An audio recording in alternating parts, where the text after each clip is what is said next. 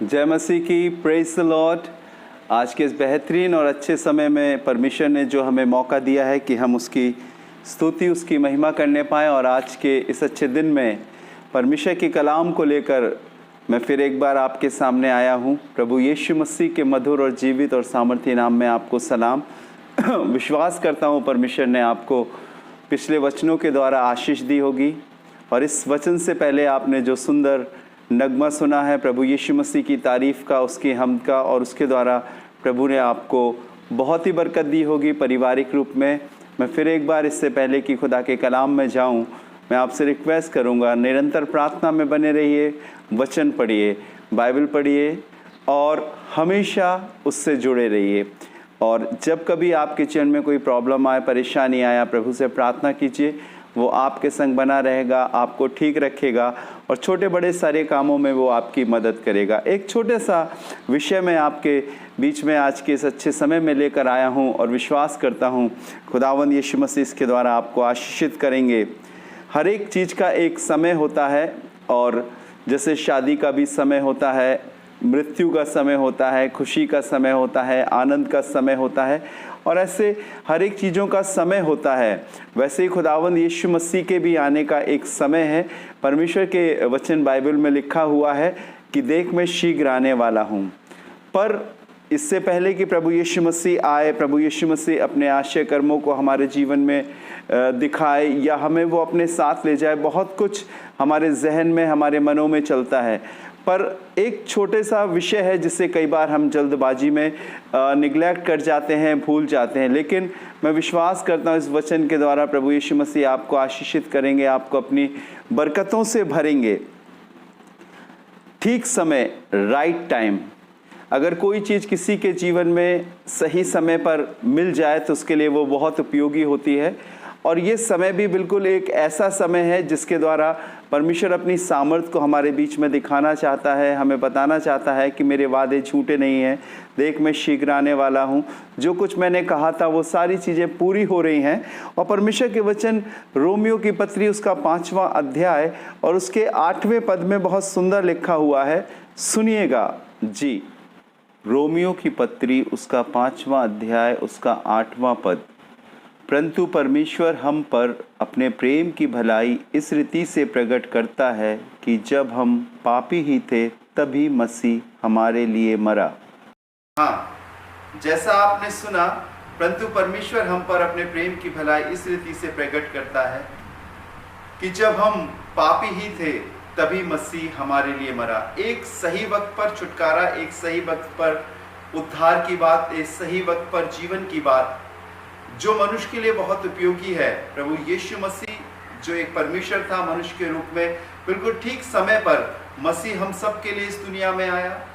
वो एक ऐसा समय और एक ऐसा बेहतरीन समय था जब खुदावंद के लोगों, इंसान गुनाह में और पाप में डूब रहे थे और उनके लिए उद्धार का कोई रास्ता नहीं था। तब प्रभु यीशु मसीह इस दुनिया में आए और आकर उन्होंने हम सब के लिए उद्धार का रास्ता तैयार किया। और उसने ये भी कहा कि जिस रास्ते पर मैं चला हूँ तुम चलो, विश्वास करो, उद्धार पाओगे।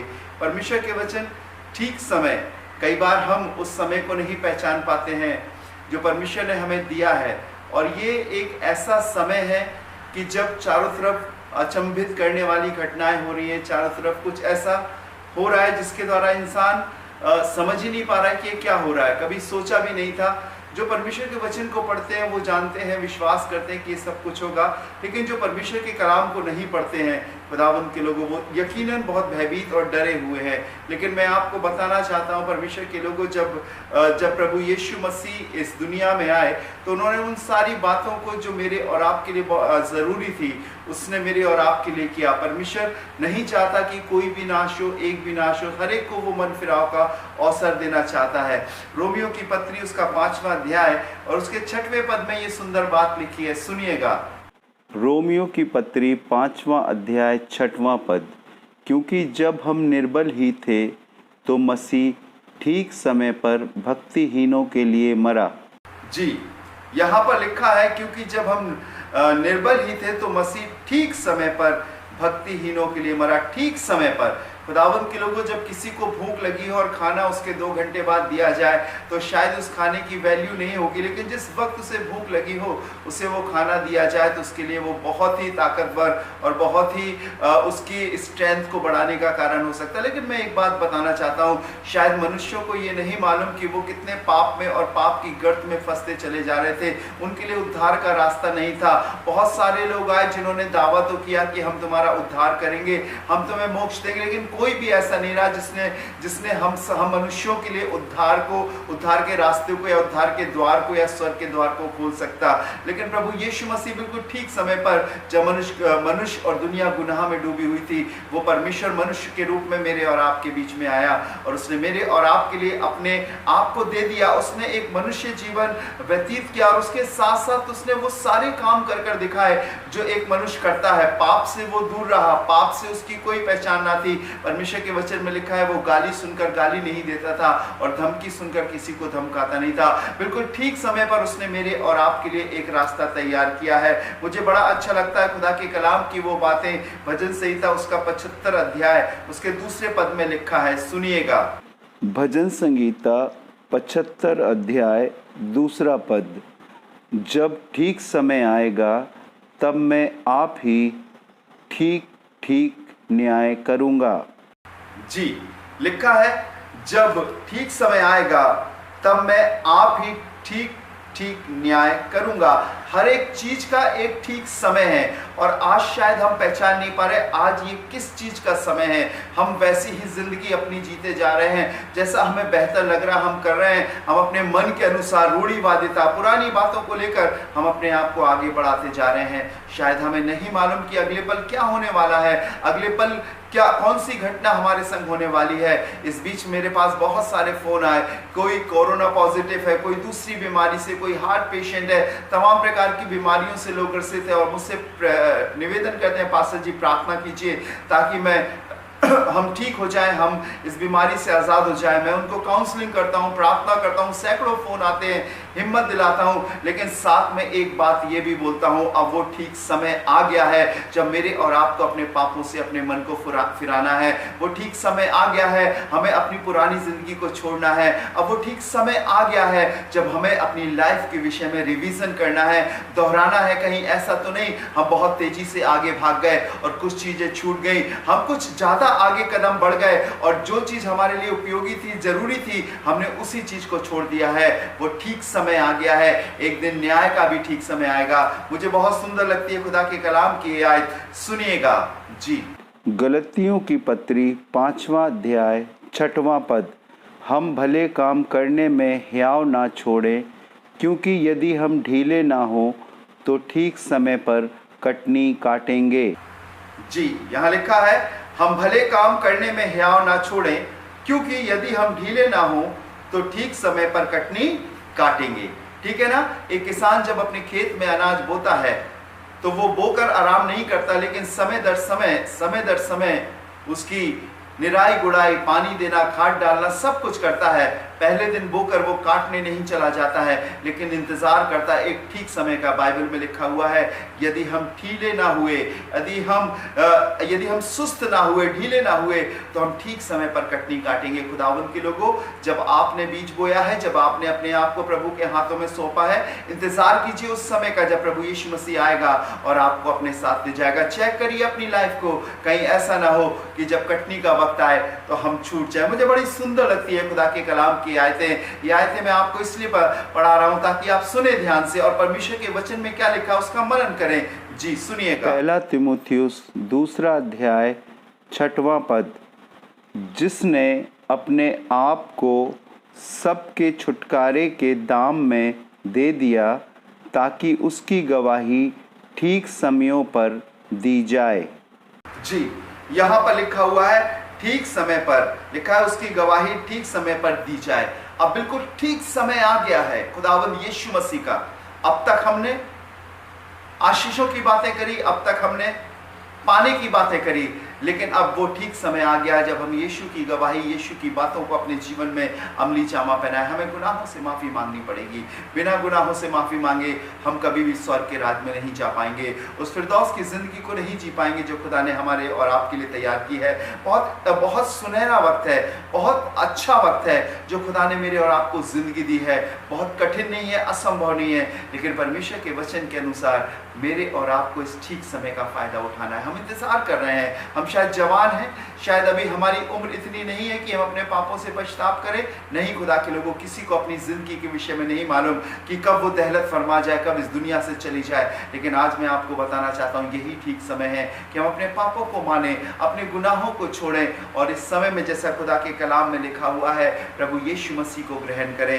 मुझे बड़ा अच्छा लगता है खुदा के दास नूह के विषय में, जहाँ पर परमेश्वर ने उससे कहा था कि इस दुनिया में बहुत पाप बढ़ गया है और मैं नियत समय पर 40 दिन और 40 रात वर्षा करूंगा। बिल्कुल ठीक समय में आकाश के झरोखे खुल जाएंगे और जमीन से सोते फूट निकलेंगे। लोगों से जब नूह कहता था तो उसका हंसी मजाक और ठट्टा उड़ाया करते थे, खुदा के खादिम की बेइज्जती किया करते थे। लेकिन परमेश्वर के वचन में लिखा हुआ है नूह उन्हें लगभग 110 साल तक प्रचार करता रहा। और मैं चाहता हूं कि आप इस घटना को पढ़े। बाइबल में लिखा हुआ है मत्ती रचित सुसमाचार उसके 24वें अध्याय उसके 37वें पद से लेकर 39वें पद तक सुनिएगा।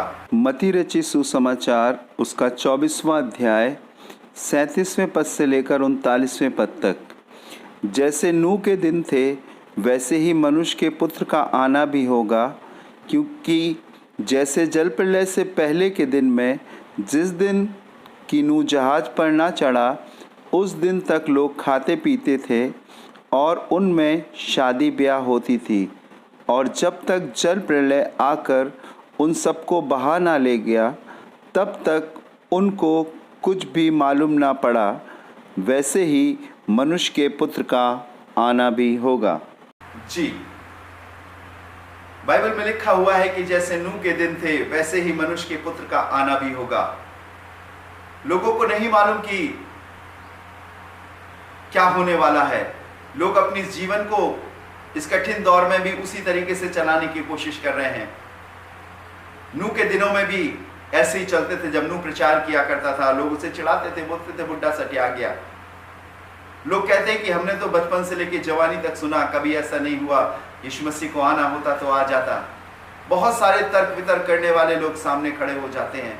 परमेश्वर के वचन में लिखा हुआ है जैसे नूह के दिन थे वैसे ही मनुष्य के पुत्र प्रभु यीशु मसीह का भी आना होगा। 38वें पद की कुछ लाइनें मुझे बड़ी अच्छी लगती हैं, सुनिएगा। क्योंकि जब जल प्रलय से पहले के दिनों में जिस दिन तक कि नूह जहाज में ना चढ़ा उस दिन तक लोग खाते पीते थे और उनमें ब्याह शादी भी होती थी। आज भी लोग खा रहे हैं और पी रहे हैं। आज भी उनकी शादियां हो रही हैं, रुक नहीं रही हैं। सरकार ने बहुत सारे नियम लगा दिए हैं, बहुत सारे दिशा निर्देश दिए हैं, लेकिन उसके बाद भी शादियां नहीं रुक रही हैं। लोग खा रहे हैं, पी रहे हैं, मौज मस्ती कर रहे हैं और बार बार खुदा के खादिम, खुदा का कलाम, खुदा का पाक रूह हमें सतर्क कर रहा है। लेकिन उसके बाद भी हम अपनी वही जिंदगी जी रहे हैं। 50 लोगों की परमिशन मिली है, लेकिन उसमें भी अच्छा है, लेकिन उससे उत्तम बात यह है कि हम सतर्क हो जाएं। ये सब कुछ नूह के दिनों में हो रहा था। 39वें पद में लिखा हुआ है जब तक जल प्रलय आकर उन सबको बहा ना ले गया तब तक, लिखा है उन्हें कुछ भी मालूम ना पड़ा। वैसे ही मनुष्य के पुत्र का आना भी होगा। शायद हम बेढाल और निढाल हो गए हैं। शायद हमने उस ओर से अपनी जिंदगी को फिरा लिया। बुराई करना हमें अच्छा लगता है। लोगों के घर में बैठकर किसी पास्टर की बुराई, लोगों के यहाँ जाकर किसी दूसरे की बुराई, अपने पड़ोसी की बुराई, किसी धर्म की बुराई करना हमें बड़ा अच्छा लगता है। ये सब उस समय भी हुआ करता था जब खुदा के जन इस बात को बताते थे, नूह उसका परिवार बताता था, वो विश्वास नहीं करते थे। और आज भी लोग विश्वास नहीं करते हैं। लोग सिर्फ शारीरिक उन्नति की बातें उन्हें पसंद आती हैं। जब उनसे कहा जाए कि तुम्हारे अंदर ये गलती है, तुम्हारे अंदर ये कमी है, वो मिलना नहीं चाहेंगे, वो बुलाना नहीं चाहेंगे, वो परमेश्वर के वचन की बात सुनना नहीं चाहेंगे और वो पाप में दिन प्रतिदिन फंसते चले जा रहे हैं। परमेश्वर के वचन में लिखा हुआ है कि जैसे चोर आता है वैसे एक दिन मनुष्य का पुत्र भी आ जाएगा। पता नहीं चलेगा पर आज वो ठीक समय है कि हम अपने आप को तैयार करें। इब्रानियों की पत्री उसका 11वां अध्याय और उसके 7वें पद में लिखा है, सुनिएगा। इब्रानियों की पत्री 11वां अध्याय 7वां पद।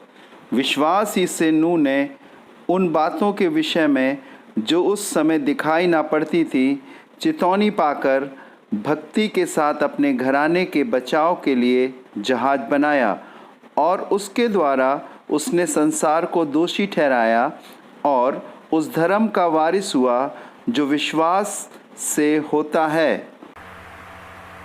जी, लिखा है विश्वास ही से नूह ने उन बातों के विषय में जो उस समय दिखाई ना पड़ती थी चेतावनी पाकर भक्ति के साथ अपने घराने के बचाव के लिए जहाज बनाया, और उसके द्वारा उसने संसार को दोषी ठहराया और उस धर्म का वारिस हुआ जो विश्वास से होता है। लिखा हुआ है जो चीज दिखाई भी नहीं दे रही थी, चेतावनी पाकर विश्वास की। आज लोगों को चेतावनी अच्छी नहीं लगती, बेटा ये काम गलत है, ऐसा मत करिए, ये ठीक नहीं है, तुम ये ठीक नहीं कर रहे हो, तुम्हारी योजना, तुम्हारा षड्यंत्र, तुम्हारे सिद्धांत परमेश्वर के वचन के खिलाफ है, तुम सिर्फ अपना और अपनी संस्था का देख रहे हो, सिर्फ तुम अपने और अपने परिवार का देख रहे हो, सिर्फ तुम ये देख रहे हो कि तुम्हें कहां से क्या मिल रहा है। लेकिन मैं आज खुदा के कलाम के आधार पर बताना चाहता हूं, चेतावनियों को, बाइबल में लिखा है जो चेतावनियों को बुरा जानता है एक दिन वो अचानक नाश हो जाएगा। एक ऐसा वक्त है खुदावंद के लोगों की आज मेरे और आपको सतर्क होना है। लिखा हुआ है जो दिखाई भी ना पड़ता था आज भी लोगों को दिखाई नहीं पड़ रहा है। प्रभु यीशु मसीह बहुत जल्दी आने वाला है। ये बिल्कुल ठीक समय है कि हम अपने आप को तैयार कर लें। एक शख्स बहुत आशाओं के संग बड़ी लंबी उम्र की कामना करके जीने की आशा रखकर आगे बढ़ रहा था, लेकिन अचानक से उसके जीवन में एक ऐसी समस्या आई और कुछ ही दिनों के बाद उसने फांसी लगाकर आत्महत्या कर ली। यीशु मसीह उसके लिए आ गया है। एक शख्स ने अपना बहुत सारा बैंक बैलेंस जोड़ रखा था और अपने परिवार के लिए बहुत सारी चीजें उसने करने की योजना बनाई थी, लेकिन एक रात जब वो सो रहा था तो उसके प्राण निकल गए। जब वो सुबह उठा तो जो उसकी योजनाएं थी, जो उसकी प्लानिंग्स थी, वो सब बेकार हो गई। मैं आपको बताना चाहता हूं ठीक समय है अभी। कोई नहीं जानता कि अगले पल क्या होने वाला है। वो जो आपने अपनी योजनाओं में शामिल कर रखा है, वो चीज जो आपने बना रखी है खुदा के लोगों, एक दिन वो आपके जीवन से छूट जाएगी, चली जाएगी। राइट टाइम ना हो, अभी बिल्कुल सही समय है कि हम पश्चाताप करें, अपने पापों से माफी मांगे, गुनाहों से मन फिराएं, एक सच्चा जीवन जिए। परमेश्वर के वचन पर बाइबल में लिखा हुआ है, मुझे बड़ा अच्छा लगता है, यदि तू अपने पापों को मान ले और अपने मुंह से ये अंगीकार करे कि परमेश्वर ने यीशु मसीह को मुर्दों में से जिलाया, तो तू निश्चय उद्धार पाएगा। खुदावंद के लोगों, बहुत जरूरी है कि मैं और आप सतर्क हो जाएं, सावधान हो जाएं। 2 आयतें पढ़कर मैं आपके लिए प्रार्थना करूंगा। लिखा हुआ है यूहन्ना रचित सुसमाचार 4 अध्याय उसके 23वें पद में सामरी स्त्री का जिक्र है।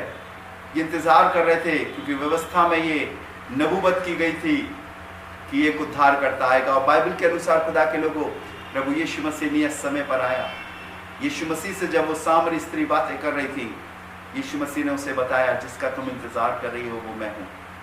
यीशु मसीह ने उसके जीवन की सारी बीती हुई घटनाओं को बता दिया, वो क्या कर रही थी और कैसा उसका जीवन चल रहा था, वो सब कुछ बता दिया। आप वचन पढ़ते हो इसीलिए जानते हो, अगर नहीं पढ़ते तो आप बाइबल में से खोलकर जरूर पढ़िएगा। यीशु ने उससे कहा, परंतु वो समय आता है वरन अब भी है। सुनिएगा गौर से, यूहन्ना 4 अध्याय 23वां पद। जी, यूहन्ना रचित सुसमाचार 4 अध्याय 23वां पद। परंतु वो समय आता है वरन अब भी है जिसमें सच्चे भक्त पिता का भजन आत्मा और सच्चाई से करेंगे, क्योंकि पिता अपने लिए ऐसे ही भजन करने वालों को ढूंढता है। जी हाँ, यीशु मसीह ने उससे कहा वो समय आता है वरन अब है, राइट नाउ। यीशु मसीह का समय बिल्कुल आपके पास है, वरन वो द्वार पर ही है। पहले लिखा गया था वो आता है, अब लिखा गया है वो है, और बहुत नजदीक है आपके, बहुत पास में आपके, बहुत निकट है आपके, आ गया है वो समय, ठीक समय है। लिखा है जिसमें सच्चे भक्त पिता का भजन आत्मा और सच्चाई से करेंगे। अब झूठ छोड़ दो, सच में आ जाओ। बहुत झूठ बोल लिया, बहुत फरेब की बातें कर ली, ए करके बहुत सारी चीज़ों को बदल दिया आपने, बहुत धीरे से आंसर देकर शायद सच को झूठ बना लिया। लेकिन अब आ जाओ सच्चाई में, क्योंकि वो समय है, बिल्कुल ठीक समय है जब हम सब अपने गुनाहों से माफ़ी मांगे और खुदावन से कहें प्रभु मुझे जीवन दे। बाइबल में लिखा है यूहन्ना रचित सुसमाचार 5वां अध्याय उसका 25वां पद, सुनिएगा जी। यूहन्ना रचित सुसमाचार 5वां अध्याय 25वां पद, मैं तुमसे सच सच कहता हूँ, वो समय आता है और अब है जिसमें मृतक परमेश्वर के पुत्र का शब्द सुनेंगे और जो सुनेंगे वे जिएंगे। लिखा हुआ है यहाँ पर, मैं तुझसे सच सच कहता हूँ, वो समय आता है और अब है जिसमें मृतक परमेश्वर के पुत्र का शब्द सुनेंगे और जो सुनेंगे वो जिएंगे। मजा नहीं आता जब हमारी पोल खोली जाती है, बुरा लगता है जब हमारी बातें सामने निकल कर आती हैं। लेकिन मैं आपको बताऊं, परमेश्वर के वचन में लिखा है कुछ ऐसा नहीं जो खोला ना जाए, कुछ ठपा नहीं जो जाना ना जाए, सब कुछ जाना चाहेगा। लिखा है जो सुनेंगे वो जिएंगे। अभी इसी समय यदि आप प्रभु यीशु मसीह पर विश्वास करोगे, वो आपको जीवन देगा और एक ऐसा जीवन देगा जो आपसे कोई नहीं छीन सकता है। इब्रानियों की पत्री उसका 3रा अध्याय उसके 14वें पद में लिखा हुआ है, सुनिएगा जी।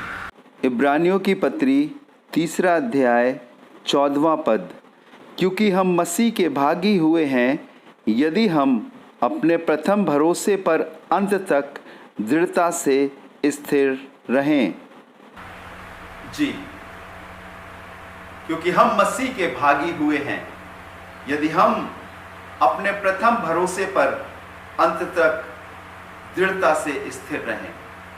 लिखा हुआ है क्योंकि हम मसीह के भागी हुए हैं यदि हम स्टार्टिंग में आपने उस पर विश्वास किया, बड़ा अच्छा लगा, उसे उद्धारकर्ता माना, उसे जीवन का मुक्तिदाता माना, उसको अपना जीवन सौंप दिया और कहा प्रभु जो तू चाहेगा वो मैं करूँगा। मैं संसार में तो रहूँगा पर संसार का सा जीवन नहीं जीऊँगा। आप बढ़ते चले गए, आप बढ़ते चले गए, आप बढ़ते चले गए। लेकिन क्या लिखा हुआ है, यदि हम अपने प्रथम भरोसे पर अंत तक दृढ़ता से स्थिर रहें। क्या जो स्टार्टिंग में था क्या वो अभी है? क्या वो विश्वास जो समय आपने किया था क्या वो अभी है? क्या वो भरोसा जो आपने प्रभु यीशु मसीह पर विश्वास करते हुए किया था क्या वो अभी है?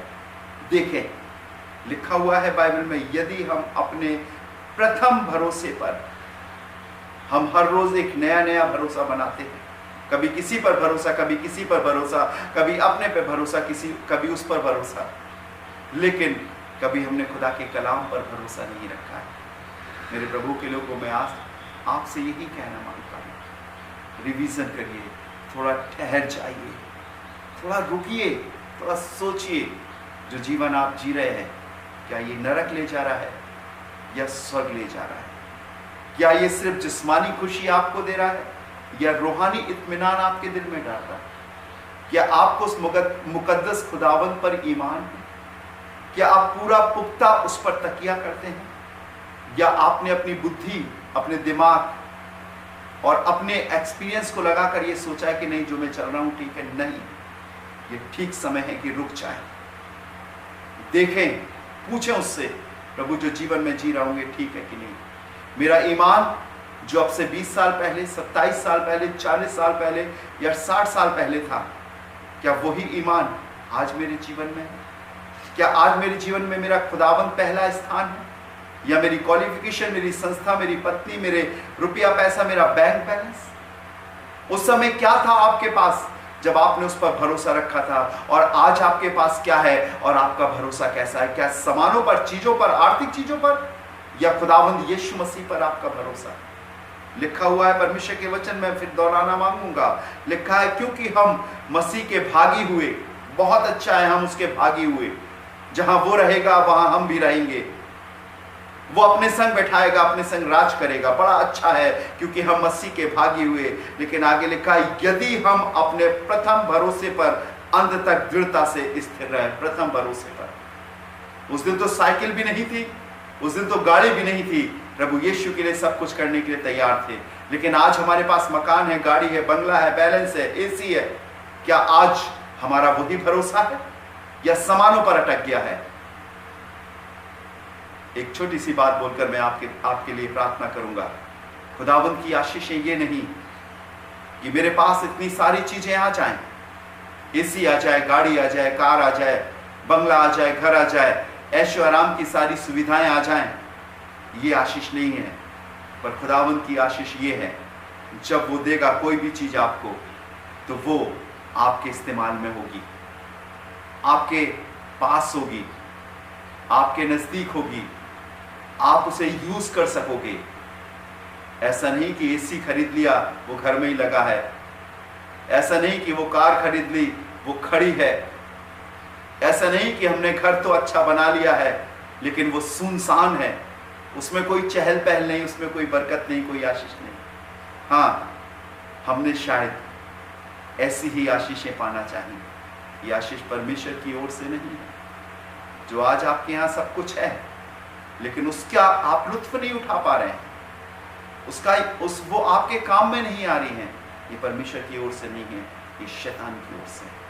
अगर खुदावंद आपको देगा, उसे मालूम है आपको किस चीज की जरूरत है, ठीक समय पर उतना ही वो आपको देगा और वो आपके इस्तेमाल में आएंगी। चाहे वो आपके कपड़े हो, आपकी गाड़ी हो, वाहन हो, घर या साज सज्जा के कोई भी सामान हो, ये परमेश्वर की आशीष है। परखें परमेश्वर और शैतान की आशीष। परमेश्वर जैसे बरकत देता है वैसे शैतान भी अपने लोगों को आशीष देता है, लेकिन उसमें सुख नहीं होता। बेचैनी, तड़पन, असफलता, दुख, सब चीज रहती तो है लेकिन इंसान उसका इस्तेमाल नहीं कर सकता। लेकिन परमेश्वर की आशीष आपके पास ठहरती है, आपको बरकत देती है, आपको मजबूती और आपको खुशी और इत्मीनान देती है। खुदावंद के लोगों, मैं ये बात इसलिए आपसे कहना चाहता हूँ, वो आपसे प्यार करता है, वो आपसे प्यार करता है। ये ठीक समय है कि हम पछताव करें, मन फिराएं और उस पर भरोसा रखें। आइए अपनी आंखों को बंद करें और प्रार्थना करें। आप भी इस समय अपनी आंखों को बंद कर लीजिए जब मैं आपके लिए प्रार्थना करने जा रहा हूँ। घुटने पर हो जाइए। मैं विश्वास करता हूँ प्रभु यीशु मसीह इस समय आपको जीवन दे। धन्यवाद, धन्यवाद, धन्यवाद। राजाओं के राजा खुदावंद यीशु मसीह में तेरा शुक्रगुजार हूँ। तो जीवन देने वाला, शांति देने वाला, मुक्ति देने वाला परमेश्वर है, हमारे साथ बने रहने वाला परमेश्वर, दयालु परमेश्वर है। खुदावंद, जो कलाम तूने मुझे दिया है मैंने तेरे लोगों के बीच में शेयर किया। मैं जानता हूँ प्रभु यीशु मसीह कि तू नहीं चाहता कि कोई भी नाश हो, हर एक शख्स को मन फिराव का अवसर देता है। और आज बड़े विश्वास से खुदावंद यीशु मसीह उन सारे लोगों के लिए जो अभी तेरे कलाम को सुन रहे हैं, प्रभु यीशु नासी के नाम से प्रार्थना करता हूँ खुदावंद, उनके दिल, उनके जहन से बातें कर खुदावंद, और होने दे प्यारे प्रभु यीशु मसीह की वो सच्चाई को जाने, अपनी भागती हुई लाइफ में थोड़ा ठहरे, रुक जाएं और देखें कि वो किस ओर जा रहे हैं खुदावंद। इस समय में खुदावंद वो सिर्फ अपनी नहीं लेकिन तेरी आवाज को सुन सके। इस सही समय में खुदावंद, इस ठीक समय में प्रभु यीशु मसीह वो अपने गुनाहों की माफी मांग लें। वो जा तो रहे हैं पर पता नहीं वो लौट के आएंगे कि नहीं। वो निकल तो चुके हैं और उन्होंने अपनी दिनचर्या बना ली है, लेकिन प्रभु आज प्रार्थना करता हूँ उन्हें ठहराव दे। वो प्रथम भरोसा, वो प्रथम विश्वास जब उन्होंने तुझे ग्रहण किया था, फिर से उनके जीवन में तरोताजा होने पाए। यीशु मसीह नासरी के नाम से प्रार्थना करता हूँ खुदावंद, तेरी जिंदगी उनके जीवन में आने पाए खुदावंद। इस विकट परिस्थिति में जब तेरा आना नजदीक है प्रभु जी, वो सारे चिन्ह, वो सारे आश्चर्यक्रम सब कुछ होते जा रहे हैं प्यारे प्रभु जी। मैं प्रार्थना करता हूँ खुदा, अपने लोगों पर दया कर, सतर्क कर, ताकि प्रभु ये अपने गंदे कामों से, बुरे पापों से अपने मन को फिराए। उन योजनाओं से खुदावंद जो इन्होंने अपने मन में गढ़ रखी, उससे मन को फिराए और तेरी मर्जी के अनुसार अपने जीवन को बनाए प्रभु जी। उन्होंने दिखावा बहुत कर लिया और दिखावे के कारण थोड़ी तो खुशी मिली, लेकिन प्रभु आज रो रहे हैं, वो उनके पास आंसू है खुदावंद। सब कुछ चला गया, बिल्डिंगें सुनसान है, गाड़ियां वीरान पड़ी हुई हैं खुदावंद यीशु मसीह। सब कुछ होने के बाद भी आज बेचैनी है, चैन नहीं है, रातों को नींद नहीं आती है खुदावंद। क्या होगा, कैसे होगा, अगले पल की हर वक्त उन्हें फिक्र सताती है। चिंताओं के कारण प्रभु जी वो डायबिटीज से, चिंताओं के कारण प्रभु जी वो हार्ट पेशेंट हो गए हैं, उन्हें थायराइड हो गए। और आज प्रभु तेरे खादिम होने के नाते मैं प्रार्थना करता हूँ, यीशु मसीह नासरी उन पर दया कर, अनुग्रह कर। खुदावंद यीशु मसीह नासरी के नाम से उन्हें जीवन मिलने वाला हो सके। तेरे खादिम होने के नाते प्रार्थना करता हूँ प्रभु यीशु मसीह उन्हें बचा और मौका दे, अनुग्रह कर प्रभु जी, ताकि वो अपने बुरी जिंदगी से फिर कर एक अच्छी और भली जिंदगी जीने पाए। यीशु मसीह नासरी के नाम से उन्हें जीवन मिलने वाला हो सके। दयालु परमेश्वर अनुग्रह कर, अनुग्रह कर, अनुग्रह कर। तेरा अनुग्रह चाहते हैं उनके लिए प्रभु, और तेरा अनुग्रह उन पर बना रहे प्रभु जी। प्रार्थना करता हूं सारे लोगों के लिए जो प्यारे खुदावन हिंदुस्तान और हिंदुस्तान के बाहर हैं, जिन बीमारियों को सह रहे हैं प्रभु जी, प्रार्थना करता हूं अनुग्रह कर, शिफा बख्श खुदावन। जो हिंदुस्तान में भी है खुदावन, जो कोरोना पॉजिटिव हो गए हैं खुदावन, जो हार्ट पेशेंट है खुदावन, शराब की आदत है प्रभु जी, उन पर अनुग्रह कर, दया कर, उन बीमारियों से और बुरी आदतों से छुड़ा खुदावंद। यीशु के नाम से उन्हें जीवन मिलने वाला हो सके। प्रार्थना करता हूं खुदावंद यीशु मसीह उनके जीवन को एक अच्छा जीवन बना, विश्वास योग्य जीवन, भरोसे का जीवन बना खुदावंद। माँ जो आंसू बहाती है, बेटे के अंदर जो बुरी आदतें आ गई है, कैसे शादी होगी, कैसे जीवन आगे बढ़ेगा, प्रभु तू उनके लिए रास्तों को खोल, बता, उन्हें सिखा, ताकि वो सब बुरे कामों से मन फिरा कर तेरी आज्ञा को माने और तेरे वचन के अनुसार अपने जीवन को आगे बढ़ाए, ताकि जिंदगी उन्हें मिल सके। खुदावंद हम सभी कुछ तेरे हाथ में सौंपते हैं, सारा जलाल सारी महिमा आपको देते हैं, और खुदावंद यीशु के नाम से मांगते हैं, आमीन आमीन। Praise the Lord, hallelujah. जोर से बोलेंगे हालेलुया। प्रभु यीशु मसीह आपको बहुत बरकत दे। मैं विश्वास करता हूं खुदावंद के लोगों कि आपने इस वचन के द्वारा बरकत पाई होगी, और मैं चाहता हूं कि आप इसको शेयर करें और लोगों को बांटें और बताएं प्रभु यीशु मसीह के विषय में कि अब वो समय आ गया है कि हम अपने बुरी और पुरानी जिंदगी से फिर कर एक नई जिंदगी जिए जो खुदा के